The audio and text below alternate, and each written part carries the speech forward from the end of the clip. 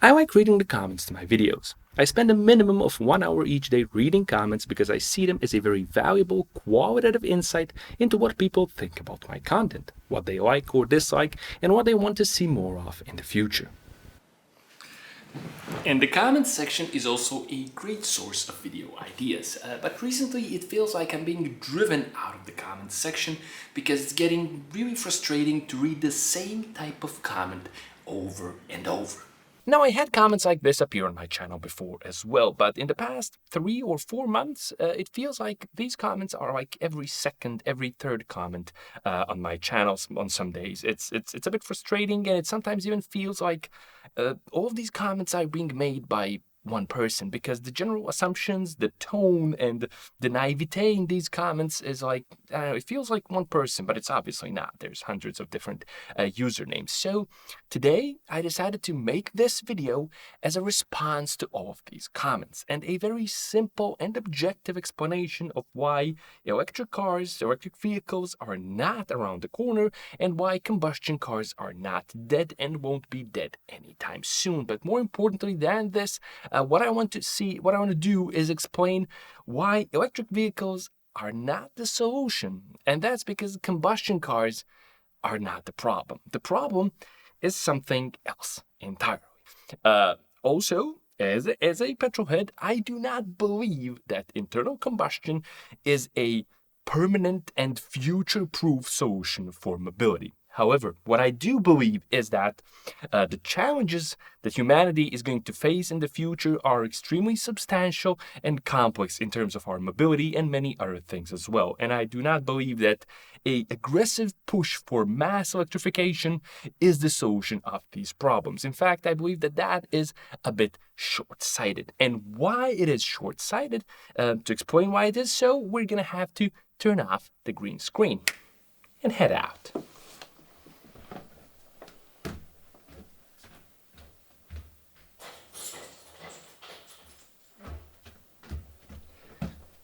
Yeah, you're coming with me as well. So this is my neighborhood.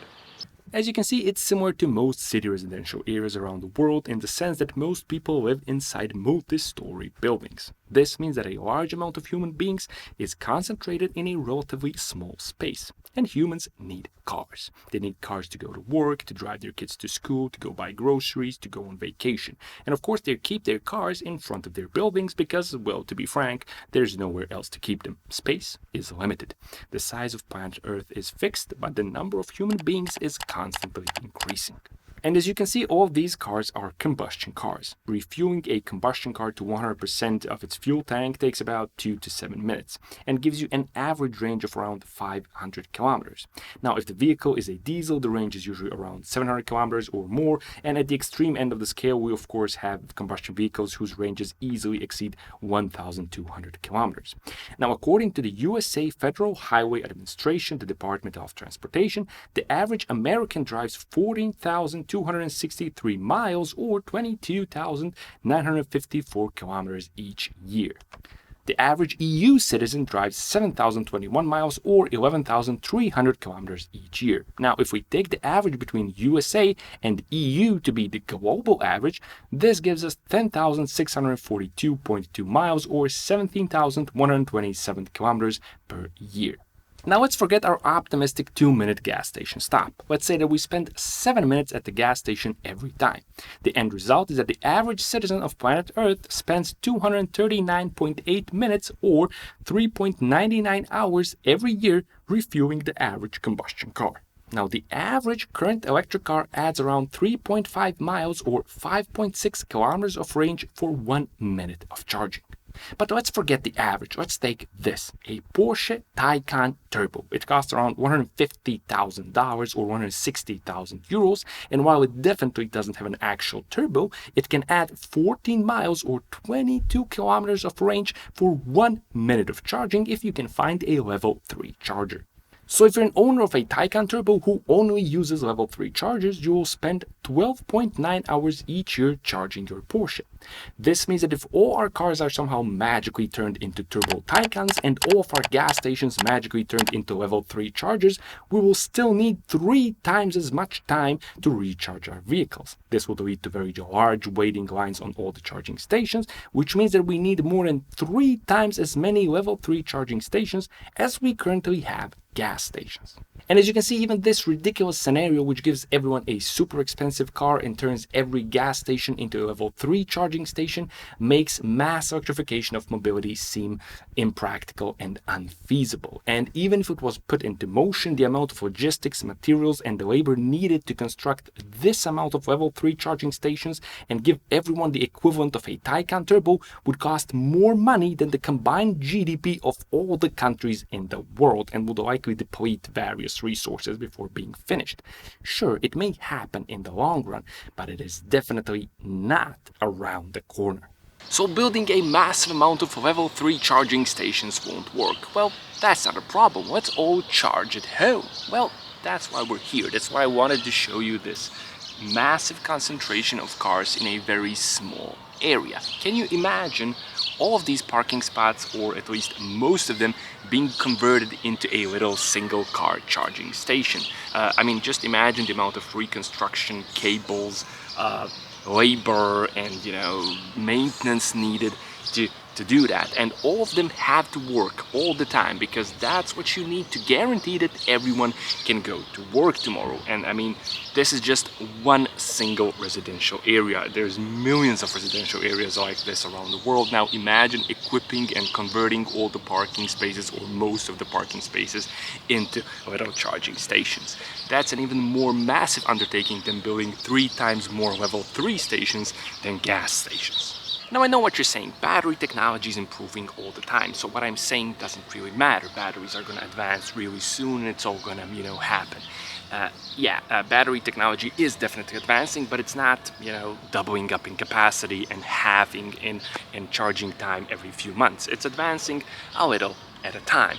And remember, our whole scenario is based on a very, very expensive luxury car. It will take some time for the Taycan Turbo's specs to become the industry average, because after all, it took us around a century to increase the median horsepower output of a car from 26 horsepower in 1930 to 128 horsepower in 2018.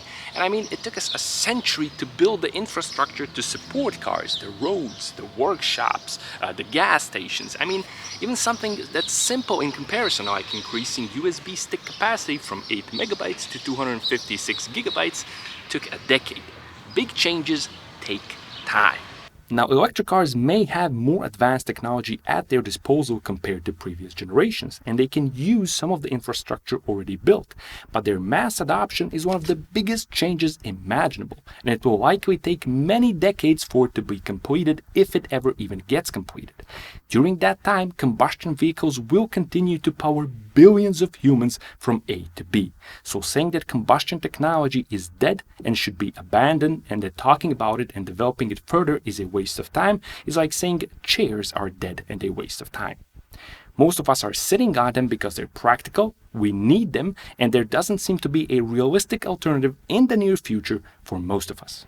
The switch to electric cars on a global scale will not happen because we want it to happen, or because there's a push for it to happen, or because Mr. Musk makes an interesting presentation.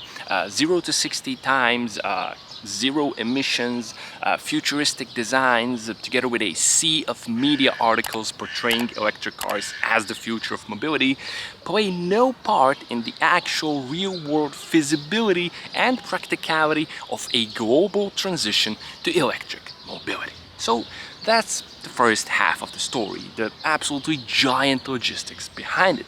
But the other half of the story has nothing to do with charging station, charging times, and battery capacity. It has to do with something totally different. And to explain it, we need to hit the road. But before we hit the road, I'll just take a tiny little bit of your time to tell you that today's video is sponsored by Surfshark. Now, Surfshark is a virtual private network, aka VPN, and this means that it's a service which makes it very difficult for internet service providers or third parties or whoever to snoop and track and control what you do online. Let's say that you're at work or at a cafe and you want to access, private content, sensitive content, but you're afraid because the Wi-Fi network is public and open. No worries, Surfshark is gonna keep your stuff safe. Or maybe let's say that a website is blocking you because of your home country location. Again, no problem. With Surfshark, you can simply virtually switch your location and access that site. And it works the other way around as well. Let's say you're traveling and you want to access perks available exclusively to your home country. No problem. Just switch your virtual location to your home country. Or maybe you want to watch stuff on Netflix that isn't available in your home country. Again, no problem, because Surfshark has servers in 65 different countries. There's nothing you can't watch anymore. Or maybe you are sick of personalized ads because you clicked on that weird ad that one time. Again, Surfshark is going to get rid of this and restore your ad experience back to default. And all of this while using the most modern VPN protocols and without logging any of your activity. And here's the best part. You can get it for 83% off. Follow the link down in the description. Use Driving for Answers as your promo code, and you're going to get a discount of 83% plus 3 extra months of Surfshark plus antivirus protection for 27 months. If that's not generous, I don't know what is. Okay, we're officially on the road. And what I wanted to show you is right in front of us. Yep, that thing. That big old chimney, that's what I want to show you.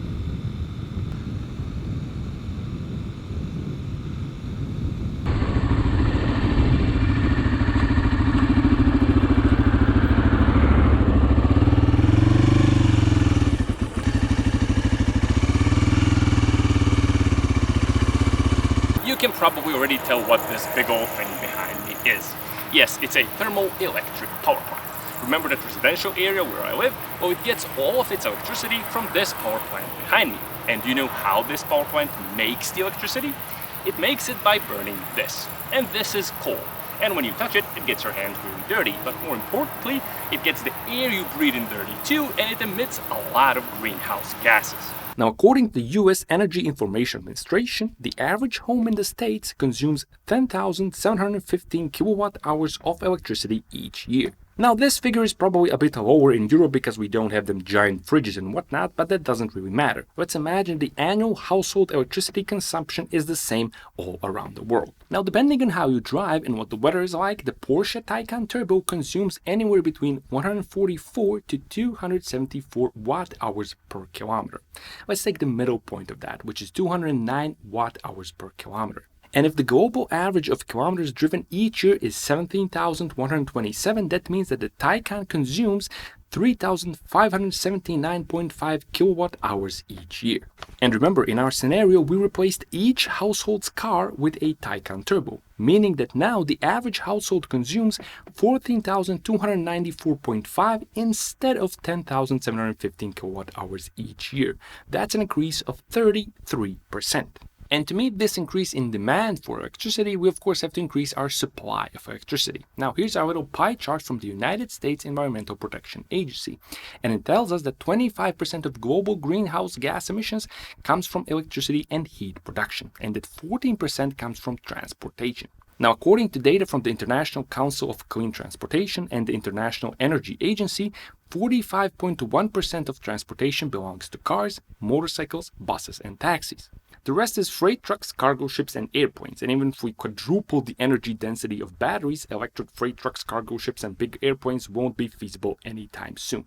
But we can definitely hope to electrify these 45.1%. And if we do that, we will reduce the greenhouse gases coming from transportation from 14% to 7.7%. That's a reduction of 6.3%. Nice. But wait. Everyone has an electric car now, and remember, that increases electricity demand by 33%, which means that the greenhouse gases from electricity generation are going to increase from 25 to 33.25%, an increase of 8.25%.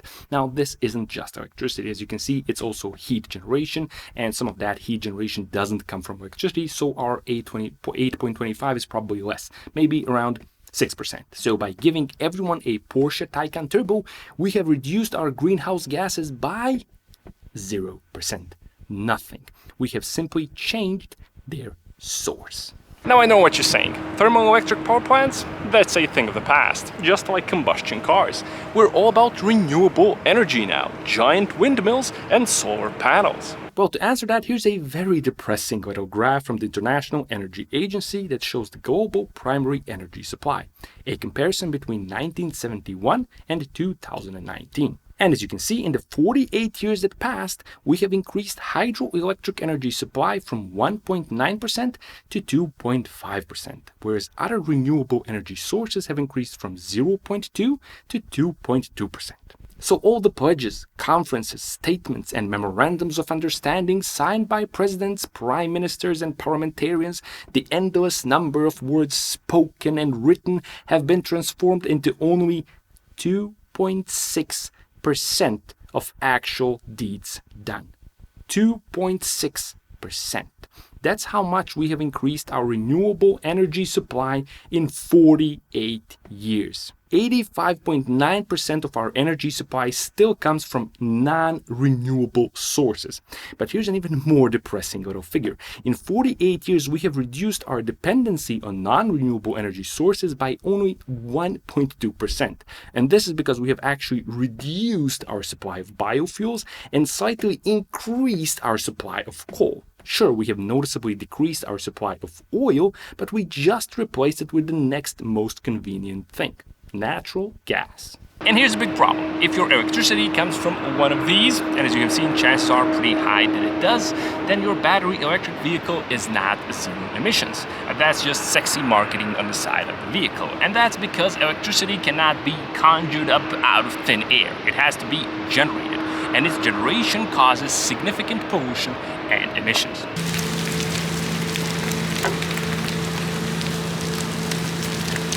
See these mountains of crap that I'm sitting on? Well, that's just one of the consequences of the energy generation by the power plant behind me. But even if we were to somehow magically abandon all of this non-renewable energy and somehow dramatically started increasing the number of renewable energy power plants, well, that's not without downsides either, because constructing renewable energy power plants wreaks havoc on the local ecosystem, especially in the case of hydroelectric power plants, and this disrupts the animal and plant life living there. And also making new vehicles, that creates massive pollution too, and we need to make a lot of new electric cars in order to meet the demand that's supposed to happen in the near future. Now, this one is a bit controversial, the next piece of information, because different experts say different things depending on who's funding their research, but the average estimate seems to be that you need to drive a battery electric car which is powered by non-renewable electricity. You need to drive it for at least 12 years until it starts polluting less than a combustion car. And this is because the production process of a battery electric vehicle involves very big and very complex and expensive batteries which generate a lot of emissions and pollution during their manufacture. And I won't even go into the life cycle of the batteries or their recycling or any of that, because all of these pieces of information, all of these statistics I'm giving you, they're actually missing the point. And they're missing the point because you can actually manipulate statistics. That's what the science is like. You can change your data collection methods, you can change your sample size, you can change any variable, and you can paint pretty much any picture you want. You can make battery electric or combustion cars look as bad as you want to. And that's not the goal of this video. That's not what I'm trying to tell you. What I'm trying to tell you is this. Electric vehicles are not the solution because combustion cars are not the problem.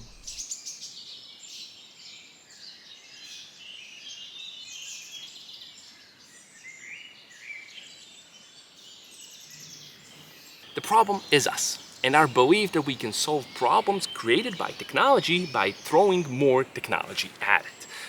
We're not addressing the issue at the core. We're simply replacing tailpipe emissions and oil pumping with the generation of massive amounts of electricity and lithium mining. We're basically moving pollution away from the cities, somewhere where we cannot see it and breathe it in.